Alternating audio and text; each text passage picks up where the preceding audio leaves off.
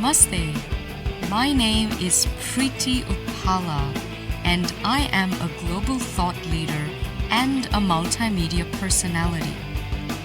Welcome to my podcast, The Preity Experience. Join me as I explore some of the most fascinating and crucial issues that affect our world today. I take a unique global perspective on these issues, and the very foundation of my insights is humanity and spirituality.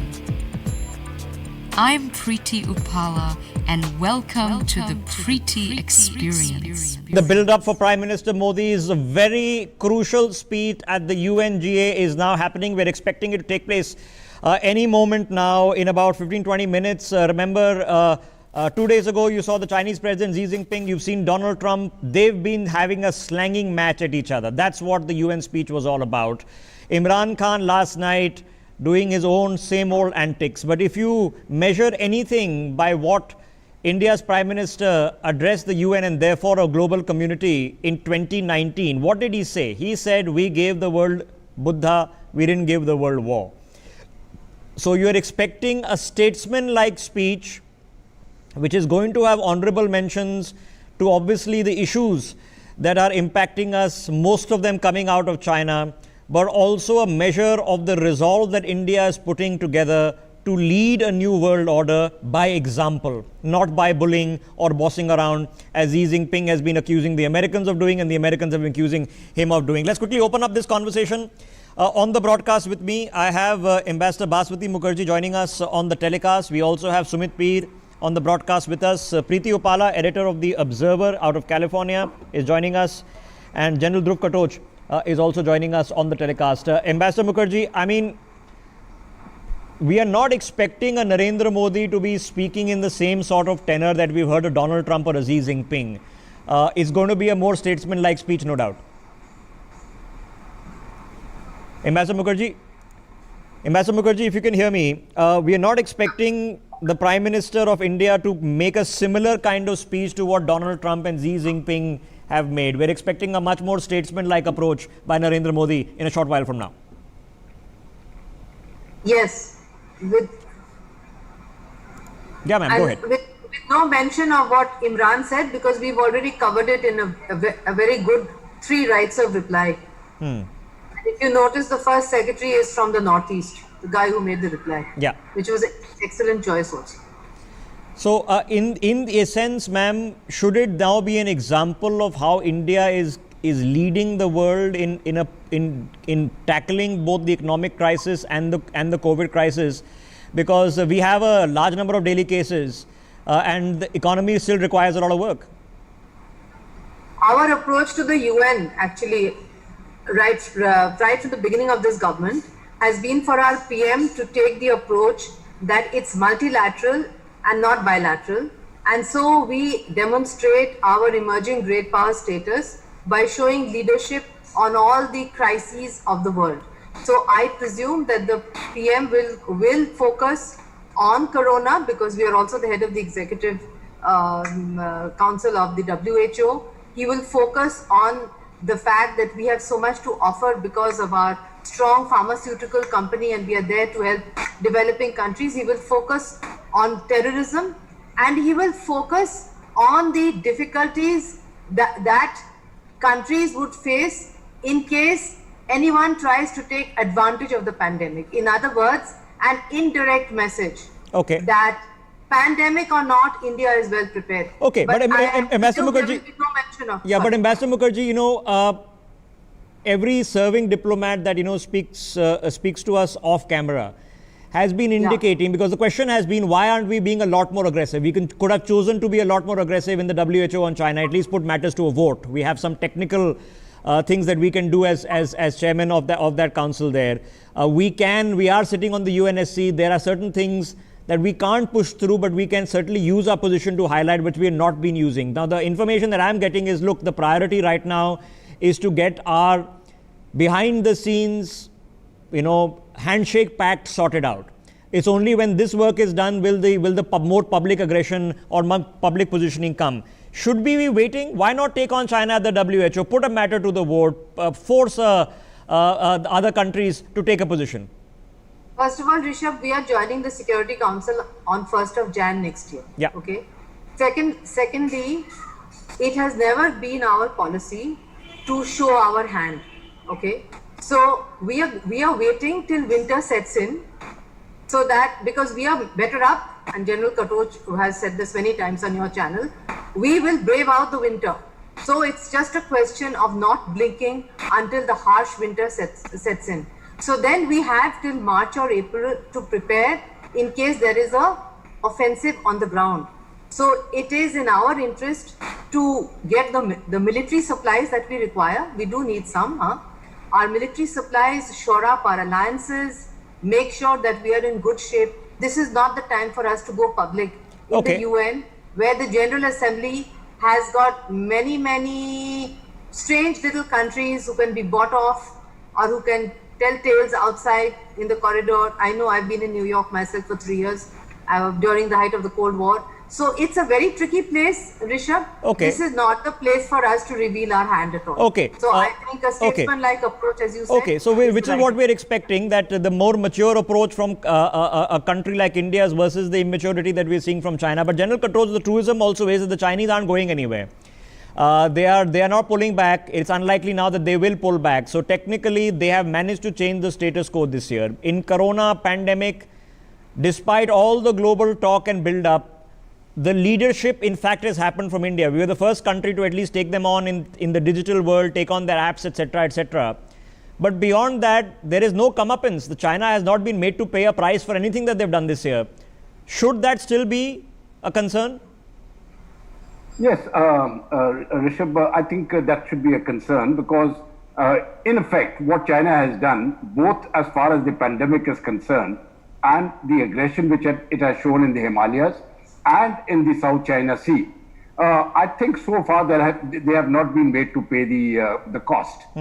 Now, as you very rightly put out, the first time when somebody really challenged China was when India did it in the Himalayas, in eastern Ladakh. And that took China by surprise. But as far as the pandemic is concerned, I think this is a matter of great concern because let's face it, the whole world has been affected. Everyone in the world knows that China hit the pandemic. When the US president gave his speech in the UNGA, I think just a few days back, he very clearly used the word the China virus. Now, it's a very strong word to use, which indicated liability. That, okay, these people knew what was happening. In fact, the president said that. He said they knew what was happening and they chose to keep quiet.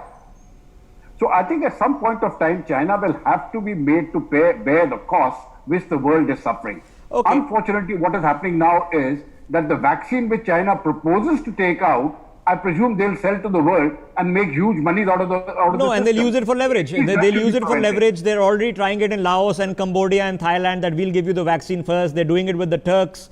And they're going to try it several ways. Whether the vaccine works or doesn't work, can be trusted or doesn't be trusted, doesn't matter. There is also a genuine risk, General Katoch, that the Americans, maybe it's brinkmanship, maybe it's frustration, but as the Americans exit the WHO and get more and more distant with the UN system, that the Chinese simply take over the UN system. The UN has to be saved from Chinese hegemony. How do we do that?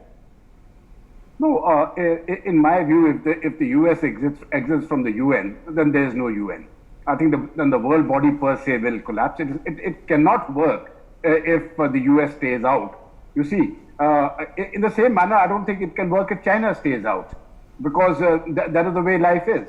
What we really need is to get everybody in, and we need to get 5 more powers in. I mean, I've always been an advocate of having 10 permanent members of the Security Council. And the problem really comes in the veto powers. So now each of them has a veto power. But now I think for a veto to be effective... But General Katoch, why not force them to show their hand? Bring it to a vote early next year and let the Chinese show their hands and let other countries bring it to a vote in the UNGA, if nothing else. And let the countries show their hand. I think we are heading towards that because when we come towards the middle of 2021, I think we are going to see dramatic changes all across the world. in some manner or the other, what is happening in the South China Sea is going to pan out. And similarly, what is happening in the Himalayas. Okay. But I think the time has come when the bully has been called, and the world knows the bully has been called. More importantly, if you see the writings which are coming out from some of the scholars in China, and they are writing in the Global Times, I think they are also expressing those concerns. Well, no, but one is General Katoch to call them out, and one is to make them pay a price. Now, of course, China is not a walkover country. So there have to be a subtlety involved in how the price is to be paid, but there has to be some price paid, otherwise all of it comes down to nothing. Preity Upala, in the end, there is a genuine risk now that global systems, maybe like the UN, are not only co-opted but taken over with Chinese influence. The WHO has been an example of that, much to the frustration of everyone else in the world, but not a single person has gone to Wuhan to investigate how this virus started. If the Chinese can still pull this off, how do we save the UN from Chinese tentacles? Yeah, that's an excellent point, because it seems like I think these international institutions themselves are under the microscope, and there's a big question mark from the WHO to the Human Rights Commission and also the UN General Assembly and the Security Council itself. China has done a fantastic job of spreading their influence, compromising various countries and institutions, and they do it in a sort of a very subversive way, so it's not very overt. And while the rest of the world is worrying about elections and all sorts of things, China is very peacefully rolling out things like the BRI, the CPEC, and also influencing, the top Ivy League schools in America, where that's where the first line of indoctrination begins, academia. And then, of course, they now have also invested in all these great media houses so that they get the best reporting possible. I think as things escalate, the UN cannot turn a blind eye, so to speak. I suspect in the next several months, this standoff will continue, get worsened, and the US is involved. But Preity, already. when do we take this, to some logical conclusion? These conversations now have been going on for a very long period of time. In the past 6 months, of course, they've become far more vocal. But in the end, there has to be some logical conclusion. Either the UNSC reform gets put to a vote, or it happens, or one of the sitting powers, whether it's the UK or the French, have to make a call that we no longer belong on the UNSC, and if we do, then India must belong also. Something's got to give. I absolutely agree with you. As 1/6 of the world's population, I think India deserves to be on that council. It's one of the founding members. And I think if we don't have a seat at the table, then we're on the menu. We've been on the menu for 75 years, Rishabh. I think it's time for us to really put our foot down. And I don't think it would be a case of India coming in to replace another nation. I think it would have to be extended, whether that 5 goes to 10 or 6 or 8 or whatnot.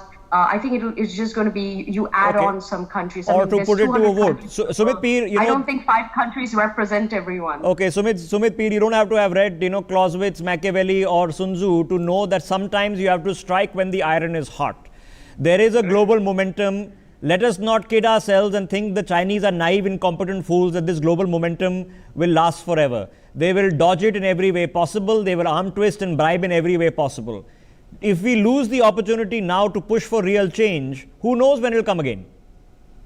I think, Rishabh, when you look at the Honorable PM's speech, there are, there are usual things like terrorism, sustainable economic development goals, climate change and others, which we pretty much know. But there are 4 or 5 things which has changed from last assembly to this assembly. The point number 1 is, India has emerged as the global pharmacy. So that role needs to be, very unilaterally said that, look, we have helped the world, 170 odd countries in pandemic. Point number 2, Rishabh, the biggest problem is the world is facing right now, which needs to be called out, because we are going to be at UNSC for next 2 years. So as our vision, expansionism is the number 1 problem world is facing. Without naming China, we can say expansionism is a problem. Point number 2, how do we ensure that, bioterror is not, camouflaged as pandemic? Because that's the point number 2nd concern. It has been already done successfully. Bioterror, camouflage as, pandemic. Point number 3, Rishabh, what happens to the global economic security, because pandemics of this order and autocratic regimes can bring the whole world to stand still. That's what China has done. So these are the three main points which have come up forth as a pharmacy. And here recently, if you recall, the Prime Minister said that the United Nations laws, regulations, and all need to be looked into, because he has already indicated that. Because if we go under UNSC, we have to relate these three major concerns: expansionism. How do we ensure that the so Pete, is it a fair logic to what is being explained to me? What is being explained to me is this: that the time right now for the next 6 months is about getting our ducks in a row, right? This is not the point for a counter strike. And I'm not talking about a tactical counter strike on the LAC, that's a separate matter. But for a diplomatic counter strike, we are now aggressively getting our ducks in a row. Whether it be with the Southeast Asian countries, whether it be the European countries, a consensus with the Japanese, the Aussies, a consensus in America, also trying to figure out how this American election pans out. That's going to be an important consequence. That the next few months is about getting our ducks in a row, and then the global move, a coordinated move, a diplomatic move, economic move against China will begin. Is that reasonable, or should we be going for it right now? I think, Rishabh, we should at least hint out to the world, because this is our opportunity to lay at least our concerns. Getting your allies together and going for the kill is a different issue, but let's lay down the concerns. One more factor which is now baffling the world is red terror, because when these ultra-Islamists get and funded by ultra-leftists, they form a formidable alliance, because this alliance has all the money and power in the world. And if a regime of the world is... Yes, we already know the Chinese are already started supplying weapons to terrorists operating out of POK. It's already happened. Right. Okay. So it boils down to this. I mean, when it comes to ducks in a row in the UN system, Master Basudhi Mukherjee, what is that can be done? In principle, whether they're actually going to do it or not going to do it, nobody knows. But in principle, the French, the Brits, the Russians, the Americans back you at the UNSC. We have now not only entered the ICJ, which the British gave up their seat so that we could enter. They didn't. It went to no contest. We've recently won an election for the UNSC, and we won another body election. We are chairman of the WHO. Are there still ducks in a row that need to be put together before we start playing our hand? Let me first clarify, Rishabh, that the British did not give up their seat. They knew that they were going to lose. Okay. We defeated them in a row. Yeah, there we go. And when they saw the writing on the wall, they tried to invoke an old rule by which you have a Security Council permanent member mediating, which was turned down. And since they had 3 times lost miserably to India in the General Assembly, they were forced to withdraw under pressure from the US. So it was a very big defeat for them. They did not make way for us. They fought till the end. And yes, you're right. The recent victory for the CSW, where we defeated the Chinese in ASPAC, in the Asia Pacific group, that is extremely, extremely important. And we have in the General Assembly on Security Council reform systematically won every vote. But that is not the issue. The point is that because of the veto power and because of the Chinese, we've not been able to make headway. But yes, I agree with you that there is a momentum now. And that momentum was clear even from the time of our ICJ victory till today. There is a momentum for Security Council reform, and this is the time to push it. And since we are going to be in the Security Council from 1st of January, after a long gap, I may add, this is really the time for us to Ambassador, I know it's not as simple as black and white of who's with you and who's against you. But in the larger realm of momentum, the Chinese have seen some blowback on their sort of diplomacy, dollar diplomacy of pumping in money and then getting people involved in debt traps. But they still have enormous leverage. Let's not, completely write them off that, they have hammered from all sides. They still have enormous leverage. Even when it came to the vote on Hong Kong, they managed to get 52 countries that voted with them as opposed to 29 who voted against them. Is there a real risk that the Chinese can muscle their way to gain legitimacy for their actions by using the UN? Actually, let me explain, Rishabh. That Hong Kong is regarded in the UN system by many developing countries as a colonial issue. Hong Kong was used by the British to pump opium into China under colonial times. So it's a very different context. It would be very different if the Chinese, for instance, tried to attack Taiwan. That would be a flashpoint. or if the Chinese try to go too far in the South China Sea. That's a flashpoint. Hong Kong is not a flashpoint as far as perception, international perception is concerned. You must keep that in mind, you know. And the second thing is that people have now understood the Chinese design on BRI. That's also very important. You talked about the debt trap. Yes, people now, countries now understand. The Africans understand. So they don't blindly vote Ma'am, they anymore. understand better, but what is, in the middle of the Turks trying to lay claim to a large part of the Aegean Sea, the same Greece, is handing over one of its principal ports to what is a BRI initiative, to a Chinese company to construct that port. So but there's a reason for that, no, Rishabh? The reason is that when the Greeks almost reached Brexit, the EU and the West treated them very shabbily. If the West had been more sympathetic, and if the West had remembered the role of Germany in World War II, in Greek history, they should have been more sensitive. The Greeks had nowhere to go. They were between a rock and a hard place. They were offered money by the Chinese to bail them out, and they accepted. But it doesn't mean that the Greeks don't understand what the Chinese are all about. Huh? The Greeks are very smart people. Okay, and of course they certainly understand what Turkey is all about, but I'm just trying to boil it down to a real threat. There was a time, not so long ago, early part of this year, General Katoch, when the WHO was telling us, and this was recited in Donald Trump's speech, that A, it's under control, B, no, there's no need to cut down air travel from China, C, no, we're not so sure how communicable this is. And then we found out, to our horror, that a lot of the WHO, what they were saying was not only false, potentially it was motivated and malicious. So a UN body was potentially misused by a power to hoodwink the world. Now, if the Chinese continue this way, they can borrow legitimacy from a global organization to hide their agenda. This is a very serious concern. How do we protect the UN from that happening? One thing as far as the role of the WHO in the pandemic, I think that must be made very clear, because what the WHO did there, when they made statements that, okay, there is no human contact by which the pandemic can spread and air travel, etc. is safe.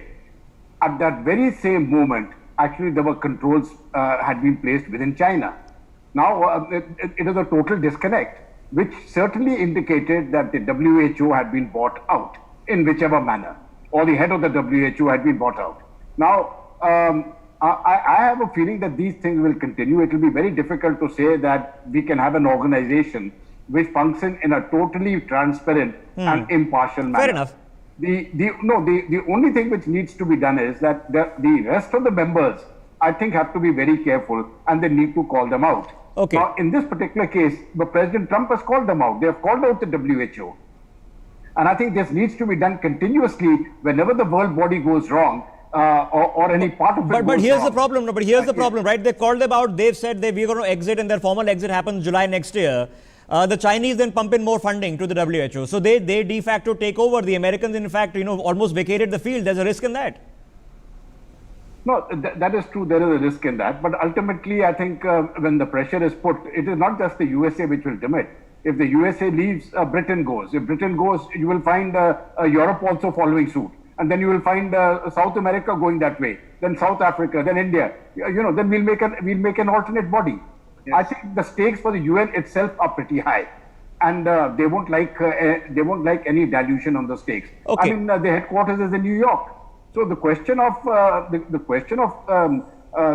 China dominating it is true. Okay. So what is, as we end this year, sir? Now we are at end of September, right? We still don't know when a vaccine is coming. It could happen in 2 months, could happen in 6 months. We don't know.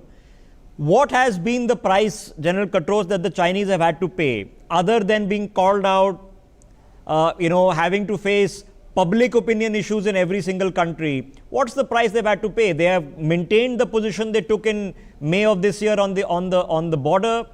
They have kept the islands in the South China Sea. A few of their officials have faced US sanctions, but that's it. No, I'm afraid China has not been made to pay a price. That is a fact. Not only have they not been made to pay a price, I think they're going to make a profit out of this whole system. You see, if the vaccine comes out and the Chinese are going to give it, you will have countries like Pakistan within South Asia. Both Pakistan and Bangladesh will be one of the strongest customers, and they will do it by force. There will be pressure applied by China onto these countries. Yeah. And then you will find it going to Africa and to other countries too. So I think China is going to make a profit out of the whole system. But that having been said, I think there are other people also in the vaccine market. India will be a major player also in the vaccine market. So will Russia and so will others. And whichever way it is, China hasn't paid a price.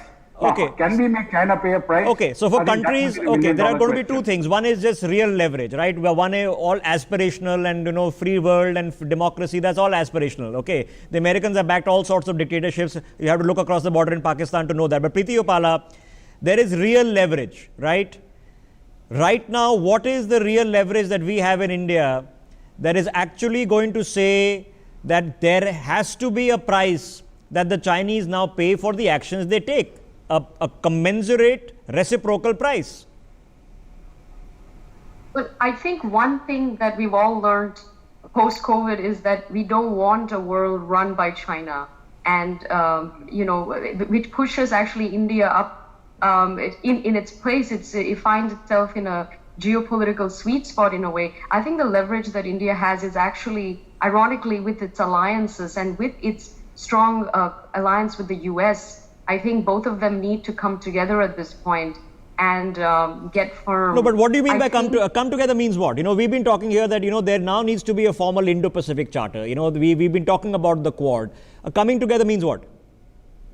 Well, I mean, the Quad needs to be strengthened. But I look, a lot of this also depends on these upcoming elections, because I think one party is going to be much more favorable to the Indian story than the other. We know that. So we just fingers crossed the right person wins, so that all of this can just. Preity, can you just, since you mentioned it, can you help our viewers understand, this very strange paradox? Because many of us have family in the US or know somebody studying there or living there or green card holders. For immigrants, the Democrats are always considered a better option than conservative Republicans. But when it comes to the relationship with India, it's the George Bushes of the world that were far more important, went on a limb with the Indo-US nuclear deal compared to a Clinton or Obama. Why does this paradox exist? Yeah, I think it's the dynamic has definitely shifted. Certainly in this particular election, with this current administration, they have been very supportive, backed India on all of its geopolitical activities, whether it's Kashmir, the CAA, the NRC, or its border conflicts or whatnot. It's completely backed India. The military has, the administration has, the army has. So that's very important. Whereas you look at the Democrats and you just look at the narratives coming out, they are extremely antagonistic with a major ally. And at the same time, they're not calling out rogue actors like Pakistan for not just what they're doing in Afghanistan, but just everything else that they're involved in. And I really fear, I think the Indian diaspora over here needs to wisen up and really understand. Yeah, it is paradoxical because if you're a first generation or second generation immigrant or a migrant to the US, you think the Democrats are what you want to vote for, and you think Trump can be borderline racist. But on the other hand, when it comes to relationship with India, Trump seems to be the way to go. It's it is paradoxical. Sumit Peer, let's just boil it down. We've got a few minutes left before the Prime Minister starts speaking. If we are talking about getting our ducks in a row, India is on the cusp of being more than a great power. In the end, it's going to boil down to our economic might and capacity. And let's face it, the Chinese have a GDP, 4-5 times ours. The Americans still have a GDP 10 times ours. Okay, so we've got ways to go. Maybe 10 years, 20 years, maybe 30, maybe more. But all my life, since I was in school, we were dealing with the Chinese playing the game in our backyard. Whether every time we talked about string of pearls, I did my undergraduate research thesis on this, my master's research thesis on this, that in Bangladesh, in Maldives, in Sri Lanka, in Pakistan, now in Nepal. We've seen them playing this game for 20 years. How do we play the game back with them? So when we are saying we're putting in our ducks in a row for 2021, what are we doing in Taiwan? What are we doing in Japan? What are we doing in Southeast Asia? What should we be doing? I think, Rishabh, under the current dispensation of Modi ji, it has already begun. The way we stopped them in Ladakh, the way we are talking about Quad, the way we are doing the joint exercises, these are very tangible steps what we are doing. So a couple of things what we can do, Rishabh. We should seriously contemplate joining NATO. That is a formidable option which is always with us. Quad should be made as a military alliance and ASAP as a suit. And the world is getting bipolar. There's a Chinese camp and there's an American camp. We cannot waste our time being non-aligned. We have already wasted 4 decades playing that non-aligned movement and young Turks and all that. Time is to align to the kind of powers which are like us, like the oldest democracy and the largest together. Because if you make a formidable alliance, then if Republicans or Democrats come, a lot cannot be changed once the alliance is cemented. So we have to align with the right set of people, Australia, Japan, and as for the Asian dominance. But Sumit, are there takers or should there be takers for the argument that the Chinese are now building? That the China is not the problem, it's American meddling that's the problem. It's the Americans who are turning India against China, it's the Americans who are blowing this border dispute out of promotion. There'll be takers for that. No, you see, Rishabh, it's not about China. I mean, it's not America, let's face it. It is the China, it is the expansionism of China. It is Xi Jinping who is responsible for that because he's desperate for victory. American President Donald Trump has helped us as and when we wanted. And they have always given us critical support. When has America tangibly acted against Indian wills? No, we don't have a border with the US. We don't have to worry about them. We have a border with China, which is a problem. And Chinese problem will be persistent unless and aligned. We are seen no, as but powerful. I have this endemic fear, and the fear remains. I was having Ambassador Mukherjee a conversation a year or so ago with an American journalist living here in India, and asked him a simple question that why when a terror attack happens in Kashmir you call it a militant attack, and I got a whole winded explanation that when a military target is attacked then it's a militant attack, but when a civilian target is attacked it's not it's a terrorist attack. So my question was, so you're saying on 9/11 the Twin Towers was a terrorist attack, but the attack on the Pentagon was a militant attack. The two different things by your own definition. The reality is that there are many people in America who, before this pandemic, were running a vitriolic campaign against India, against Narendra Modi, calling him a fascist. Every article that was printed said, Hindu fundamentalist BJP. These guys are still there. They don't seem to want to call out China as aggressively. These kind of agencies, people, groups, subgroups still do exist. That is why, Rishabh, I would like to underline that the liberal left in America, which has now moved center space in the Democratic Party, is fundamentally anti-Indian, be it human rights or be it our national security interests. This group, which has become very powerful, we cannot be controlled either by Joe Biden or by Kamala Harris, who calls herself a black woman. So, the Indian diaspora, of course, has a role to play in the vote and in the victory or otherwise of Donald Trump.